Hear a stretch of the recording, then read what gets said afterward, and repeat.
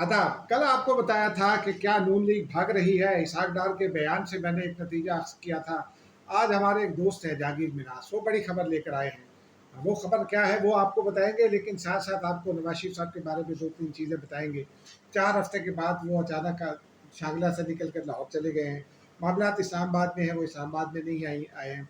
साहिबजादी उनकी जो वज़ीर आला पंजाब थी वो भी वालिद के साथ थी 4 रोज़ से।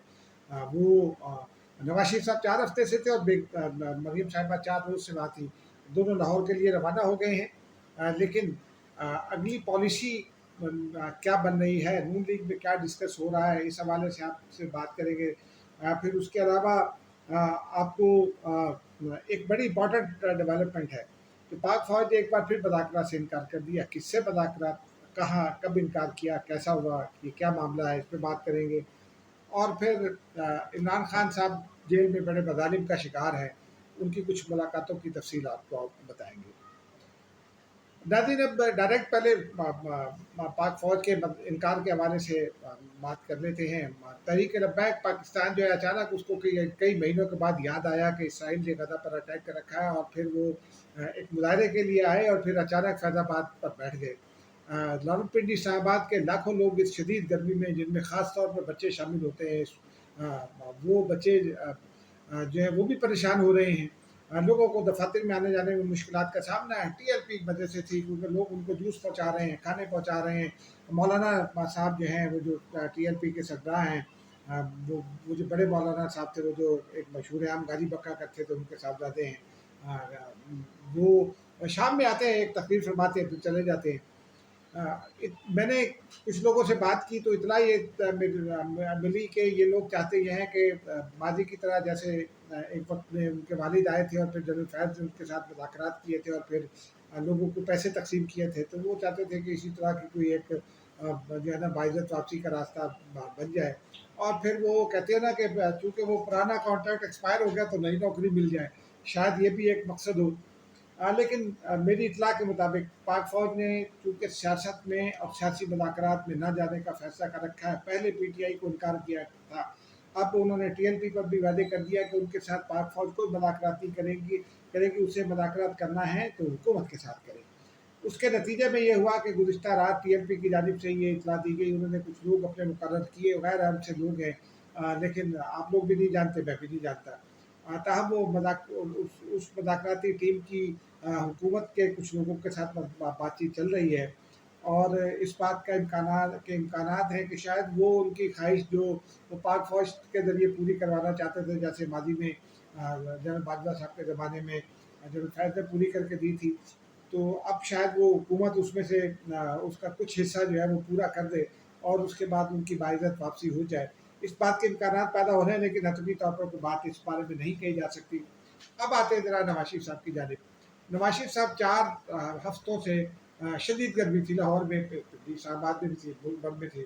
शांगला गली में वो क़याम पज़ीर थे, क्योंकि उनको ज़रा सर्द मौसम में रहना अच्छा लगता है। बहरहाल फिर ये बहरान पैदा हुआ, सुप्रीम कोर्ट का एक फ़ैसला आ गया। सुप्रीम कोर्ट के फ़ैसले ने जितनी सोई हुई क़ुव्वतें थी उन सबको जगा दिया, और उस फैसले के नतीजे में नून लीग में परेशानी की एक लहर दौड़ी। और फिर शहबाज शरीफ साहब ने 2 मुलाकातें की शांगला गली जाकर।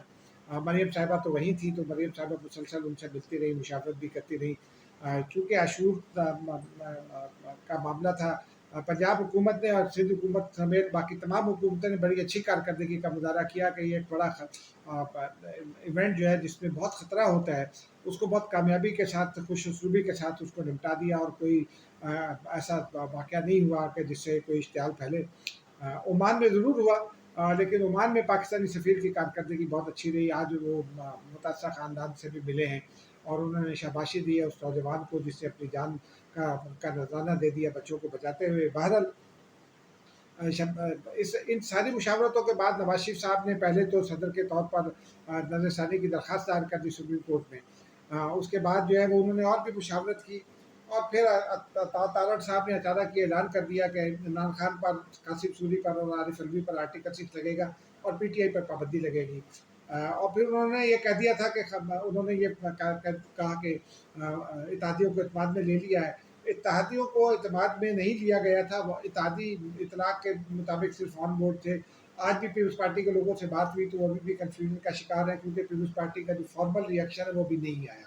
مراد علی شاہ سے لے کر شادیہ مری تک بات کر رہے ہیں، شادیہ مری پارٹی ترجمان ہیں، انہوں نے بہت کینڈڈ ریئیکشن دیا۔ ان کا یہ کہنا تھا کہ ہم جو ہے وہ ہمیں آن بورڈ نہیں لیا، ہمیں اعتماد میں نہیں لیا گیا، اور جو ہے وہ پی ٹی آئی اگر خود کو سیاسی کہتی ہے تو اپنے رویے کو بھی سیاسی بنائے۔ بہرحال مراد علی شاہ سے شبیر میمن تک تمام لوگوں کی یہ جو بیانات تھے وہ انڈیویجول بیانات تھے۔ خورشید شاہ صاحب نے بھی کچھ مخالفت کی، لیکن انہوں نے کہا پارٹی کے ساتھ جاؤں گا فیصلے کے ساتھ۔ شیری رحمان نے بھی کہا کہ ہمیں اطلاع نہیں تھی، پارٹی فیصلے کے ساتھ جائیں گے۔ باقی تمام لوگوں نے بھی یہ کہا۔ شبیر میمن وغیرہ کے جو ٹویٹس تھے وہ اس بات کا اظہار تھے کہ پیپلز پارٹی یہ سمجھتی ہے کہ پی ٹی آئی غیر سیاسی قوت ہے۔ سعید غنی کا بھی آج بیان آ گیا۔ ساتھ ہی وہ یہ سمجھتے ہیں کہ یہ اس تمام صورتحال کی ذمہ داری عمران خان پر ہے۔ آرٹیکل 6 کا معاملہ میں نے کل بھی آپ سے بات کی تھی کہ اس کو الگ رکھنا ہوگا۔ کل تک تو میں نے صرف آپ کو خبریں دی تھی، آج تھوڑا سا تجزیہ بھی ساتھ شامل کرتے ہیں۔ ناظرین، میں نے نون لیگ کے کچھ لوگوں سے بات کی۔ نون لیگ کے اندر بھی سب اچھا نہیں ہے۔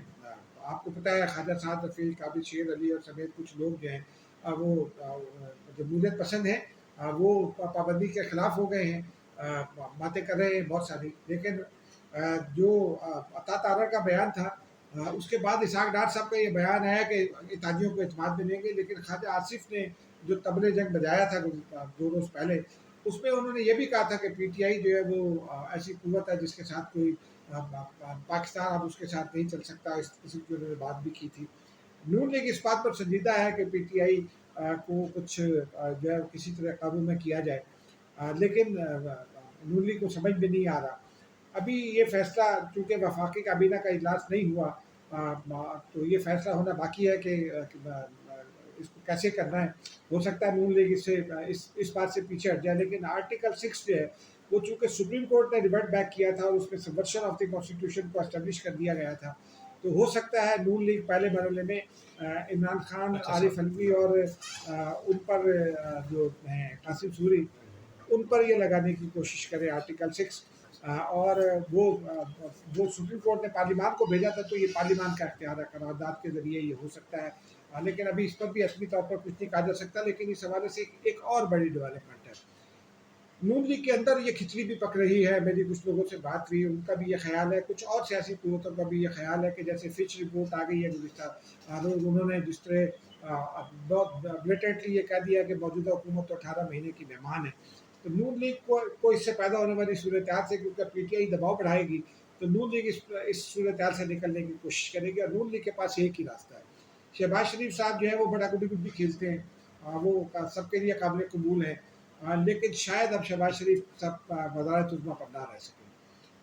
مجھے لگتا ہے یہ ہے نون لیگ کے ساتھ کے لوگوں کے ساتھ بات کرتے بات دیگر باخبر لوگوں کے ساتھ بات کر کے کہ ہو سکتا ہے اگلے مہینے، 1.5 مہینے میں، 2 مہینے میں صورتحال جیسے ٹرن لیتی ہے، اگر صورتحال یہاں سے مزید خراب ہوئی تو شاید نون لیگ کو نواز شریف کو واپس اقتدار میں لانا پڑے، اور اس درمیان میں جو قوتیں ہیں اتحادی بھی ہیں اور غیر اور جو الیکٹڈ ہے اور نان الیکٹڈ جو ان کے دوست ہیں ان کے ساتھ بھی بات کر لی جائے گی، تو ہو سکتا ہے یہ اگلے 1.5 مہینے میں معاملات اس طرف جائیں، تاہم ابھی حتمی طور پر کچھ نہیں کہا جا سکتا۔ اب ناظرین آ جاتے ہیں ذرا ملاقاتوں کی طرف۔ پی ٹی آئی کہتی ہے کہ بہت ظلم ہو رہا ہے، عمران خان صاحب بھی کہتے ہیں کہ میں تو قید تنہائی کا شکار ہوں، ڈچل میں رہ رہا ہوں۔ ملاقاتوں کی جو تفصیل اڈیالہ جیل سے ملی ہے وہ بڑی مزیدار ہے۔ جو 2023 اور 24 کے درمیان، جولائی 2023 سے جولائی 2024 تک، کل تک یعنی 1635 افراد سے عمران خان کی ملاقاتیں ہوئیں۔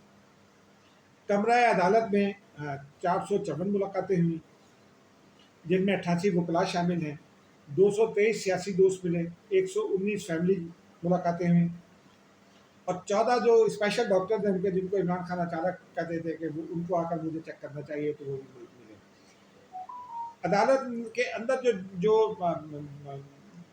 قائم ہے، معاف کیجیے گا، جیل کے اندر جو عدالت قائم ہے اس میں بھی اب تک جو ہے وہ 1181 ملاقاتیں ہو چکی ہیں اوور آل، جب سے وہ گرفتار ہوئی، اور ان میں 591 ملاقاتیں جو ہیں وکلاء کی، یعنی اگر کلیکٹیولی شامل کریں تو 591 بنتے ہیں۔ फैमिली के 272 हैं, मीडिया नुमाइंदगान से भी 317 इंटरेक्शन हुई हैं उनकी, और बेटों के साथ 13 दफ़ा व्हाट्सएप कॉल हुई है नाज़रीन। मेरा ख्याल है ये जो अदाद शुमार हैं ये काफ़ी होशरुबा है, ये बताने के लिए काफ़ी है कि सूरत हाल क्या है, लेकिन PTI हुकूमत के कंट्रोल में नहीं आ रही, ये भी बात ठीक है। बिलावल भुट्टो जरदारी अमेरिका में है, वापस ही अभी नहीं आ रहे, अगस्त के पहले वीक में आएंगे। और उसके बाद पीपल्स पार्टी शायद अपना जो ऑफिशियल रद्द-ए-अमल है वो देगी, ऑफिशियल पॉलिसी का ऐलान करेगी। उस वक्त तक मेरा ख्याल है वफाकी काबीना में भी इस मामले को लटकाए रखा जाएगा नाज़रीन, क्योंकि उससे पहले अगर इत्तेहादियों को ऑन बोर्ड लेकर और मुकम्मल तौर पर अपने साथ मिलाए बगैर अगर PTI के खिलाफ नून लीग ने कोई भी ऐसा फैसला करने की कोशिश की तो एक डिज़ास्टर हो सकता है, और उस डिज़ास्टर में फिर क्या बचेगा क्या नहीं बचेगा ये फिर बाद में देखा जाएगा। फ़िलहाल तो हमारा काम था आगाह कर देना, हमने आगाह कर दिया है। लेकिन मामला वही है कि इमरान खान को एस्टेब्लिशमेंट के ख़िलाफ़ पीछे हटना होगा। अगर इमरान खान को डील करना चाहते हैं, मुज़ाकरात करना चाहते हैं, क्योंकि उसके बगैर कोई सूरत नहीं है, और इमरान खान अगर डील पर ना आए तो फिर आर्टिकल 6 के लिए भी तैयार रहें। खुदा हाफ़िज़।